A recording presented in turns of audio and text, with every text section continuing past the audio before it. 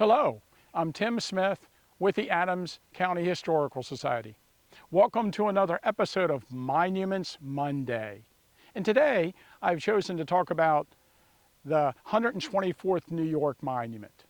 Now, it's interesting that there are lots of New York monuments around the battlefield. There were more New Yorkers killed in the battle than any other northern state. And the 124th New York has the distinction of being the first monument placed by the state of New York on the Gettysburg battlefield. Of course, it was originally placed, I think it was dedicated in July of 1884. I think it was dedicated on July 2nd, 1884. This monument also has the distinction of being the first monument vandalized on the battlefield. I think it was here for like 3 weeks, and someone broke off a piece of the sword and belt. And you can see how early on, if a monument was vandalized, they replaced the broken piece with bronze. So that's why there's a bronze sword belt and a bronze sword attached to it.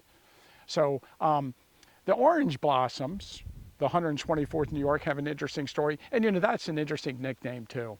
Because I got to tell you, when I read about the Civil War, I gravitate towards units with really tough names like the Iron Brigade or the Stonewall Brigade or the Louisiana Tigers. These are the Orange Blossoms. And the 124th New York was involved in heavy fighting on July 2nd at this location. As a matter of fact, they had the smallest regiment in the Northern Army involved in the fighting near Devil's Den, and they had the most amount killed of any of those Northern regiments here.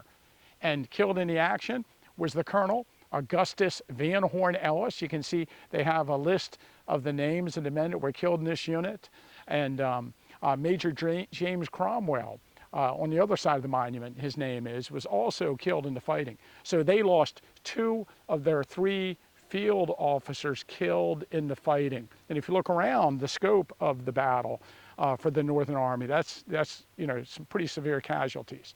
Of course, Augustus Van Horn Ellis was killed leading a charge down the hill from what we term Houck's Ridge into the Southern soldiers, Texas soldiers that were coming up the triangular shaped field. And he's portrayed on top of the monument.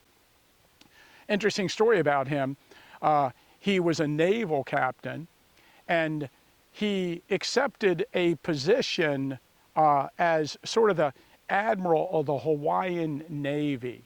The king of Hawaii, I'm sure, is one of those Kamehameha guys. He offered this position to a sea captain, but as it turned out, the Hawaiian Navy turned out to be a bunch of long boats or canoes, and they didn't really have a navy, and Ellis did not accept the position. But he was killed here on July 2nd, 1863, in some of the more ferocious fighting of the battle as the Southern Army overran the rocks at Devil's Den. If you like some of the content we provide on our channel, if you like Monuments Mondays, please like and subscribe.